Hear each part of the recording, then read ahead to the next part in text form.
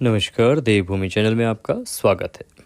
आज के इस वीडियो में हम कथा श्रवण करेंगे वैशाख मास कृष्णा एकादशी व्रत, जिसे हम वरुथनी एकादशी के नाम से जानते हैं।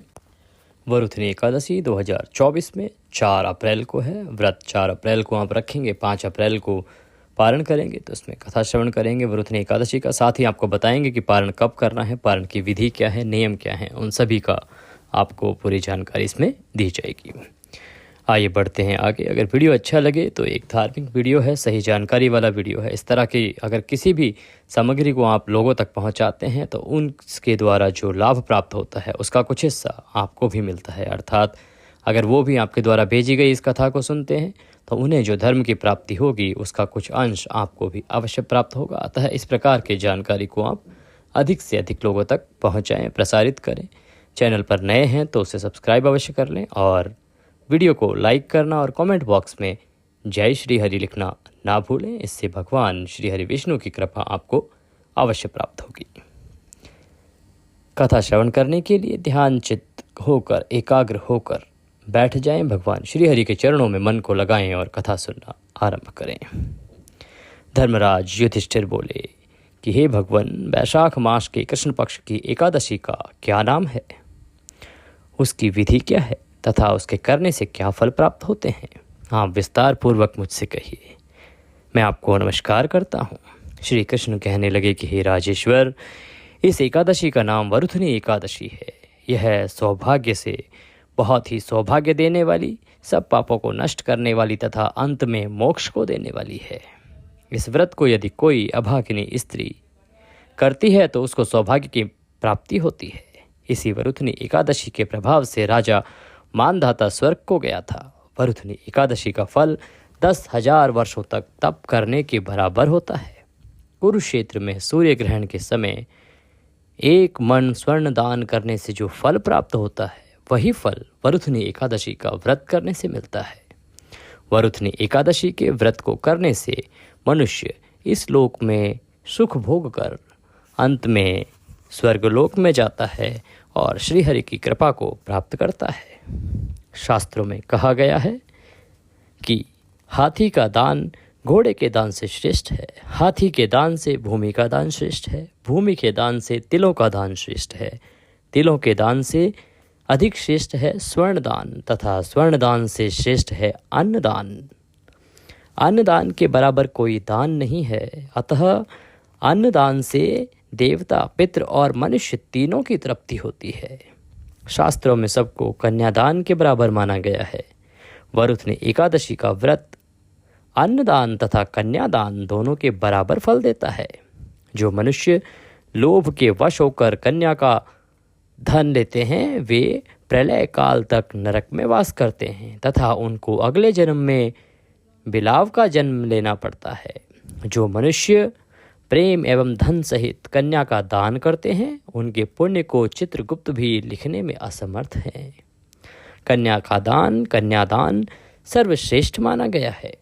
जो मनुष्य इस वरुथनी एकादशी का व्रत करते हैं उनको कन्यादान का फल मिलता है। वरुथनी एकादशी का व्रत करने वालों को दशमी के दिन निम्नलिखित वस्तुओं को त्याग देना चाहिए। कांसे के बर्तन में भोजन नहीं करना चाहिए।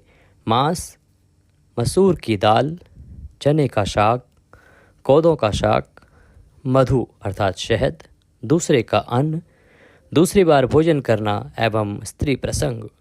व्रत वाले दिन जुआ नहीं खेलना चाहिए तथा शयन भी नहीं करना चाहिए। उस दिन पान खाना, दातुन करना, दूसरे की निंदा करना तथा चुगली करना एवं पापी मनुष्यों के साथ बातचीत सब त्याग देना चाहिए। उस दिन क्रोध, मिथ्या भाषण का त्याग करना चाहिए। इस व्रत में नमक, तेल अथवा अन्न वर्जित है। हे राजन, जो मनुष्य विधिवत इस एकादशी को करते हैं उनको स्वर्गलोक की प्राप्ति होती है। अतः मनुष्य को पापों से डरना चाहिए। इस व्रत के महात्म्य को पढ़ने से 1000 गोदान का फल मिलता है। इसका फल गंगा स्नान के फल से भी अधिक होता है। इसीलिए आपको इस महात्म्य का श्रवण अवश्य करना चाहिए। बोलिए श्री विष्णु भगवान की जय। बोलिए वरुथनी एकादशी मात की जय। इसके साथ ही वरुथनी एकादशी की यह कथा, यह महात्म्य यहाँ पर समाप्त होता है। भगवान श्री हरि को प्रणाम करें और इसके बाद भगवान विष्णु की आरती करेंगे। आरती करके भगवान को भोग लगाएंगे और भोग लगा के अपना दिन सुखपूर्वक व्यतीत करेंगे। भगवान श्री हरि के चरणों में पूरा दिन व्यतीत करेंगे। आपको मिथ्या, लोभ, मोह आदि सभी चीज़ों से बचना है और अपना व्रत का पारण जो आप करेंगे वो करेंगे 5 मई को। 5 मई को पारण का समय बताएं, उससे पहले जान लेते हैं कि पारण का नियम क्या है, किस प्रकार से आपको पारण करना चाहिए। देखिए, आप 4 को व्रत कर रहे हैं। नियम है कि आप व्रत से पहले दशमी को दोपहर के बाद भोजन ना करें। अगर करते भी हैं तो आपको मांस, मदिरा आदि सभी चीज़ों का त्याग कर देना चाहिए। आप एकादशी के दिन ब्रह्म मुहूर्त में उठें और भगवान श्री हरि का पूजन करें। जिस दिन आपको पारण करना है अर्थात 5 मई को आप ब्रह्म मुहूर्त में उठें। ब्रह्म मुहूर्त में नहीं उठ सकते हैं तो सूर्योदय से पहले अवश्य उठ जाएं। स्नान आदि करने के बाद सूर्य को जल दें और जिस स्थान पर आपने एकादशी की पूजा की है वहाँ पर बैठ जाएं। भगवान श्री हरि का अभिषेक कराएं। अगर प्रतिमा है तो पंचामृत बनाएं, दूध, दही, घी, शहद आदि से पंचामृत बना के भगवान का अभिषेक कराएं। फिर शुद्ध जल से अभिषेक कराएं।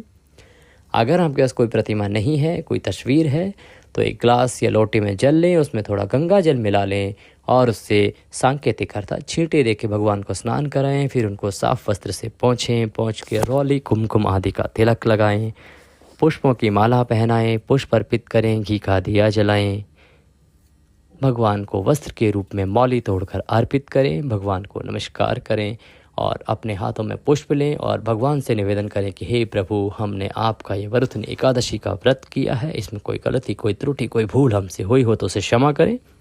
आप तो दया सिंधु हैं और हम आपके दर के भिखारी हैं। प्रभु, इसके निमित्त हमारे पास आपको देने के लिए कुछ नहीं है, क्योंकि तन, मन, धन सब कुछ आपका ही है। हमारे पास यह पत्र पुष्प की भेंट है, इसको स्वीकार करें और दया का आशीर्वाद प्रदान करें। इस प्रकार से पुष्प भगवान के चरणों में अर्पित करें, भगवान को नमस्कार करें, फिर आप भोग लगाएंगे। पारण के लिए आप देखिए, भारत के जो भिन्न भिन्न प्रांत हैं वहाँ पर भिन्न भिन्न वस्तुएं बनती हैं। कहीं पीले चावल से भोग लगता है, कहीं खीर पूड़ी से भोग लगता है, कुछ लोग तुलसी दल से ही पारण करते हैं। तो आपके यहाँ जो भी बनता है आप उससे पारण कर सकते हैं। अगर आपको नहीं पता है कि क्या चीज़ खा के पारण किया जाए, तो इनमें से कोई भी चीज़ जो आपके लिए उत्तम लगे, आपको बनाना आसान लगे, वह बना के भगवान को भोग लगाइए। उसमें तुलसी दल अर्थात तुलसी का पत्ता अवश्य डालिए, भगवान को भोग लगाइए। उसके बाद बंधु बांधव सभी में वितरण कीजिए, प्रसाद वितरण कीजिए। उसके बाद खुद अपना व्रत का पारण कीजिए। हो सके तो किसी ब्राह्मण को अवश्य दान देना चाहिए। बुलाएं, उनको निमंत्रित करें, उनको भोजन कराएं, वस्त्र, रुपयकम आदि दक्षिणा दें, उनको विदा करें और उसके बाद अपने व्रत का पारण करें।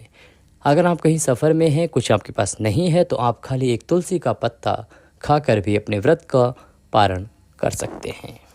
बात आती है कि ये जो वरुथनी एकादशी है, इसका पारण आप 5 मई को किस समय करेंगे। 5 मई को आप व्रत पारण करेंगे सुबह 5:37 से और 8:17। यह शुभ समय है। इसमें भगवान श्री हरि के व्रत का पारण कीजिए और भगवान श्री हरि की कृपा प्राप्त कीजिए। वीडियो अच्छा लगे तो उसे लाइक अवश्य करें। कमेंट बॉक्स में जय श्री हरि लिखना ना भूलें। आज के इस वीडियो में अभी के लिए इतना ही। अगली वीडियो में फिर होगी आपसे मुलाकात। तब तक के लिए जय श्री हरि।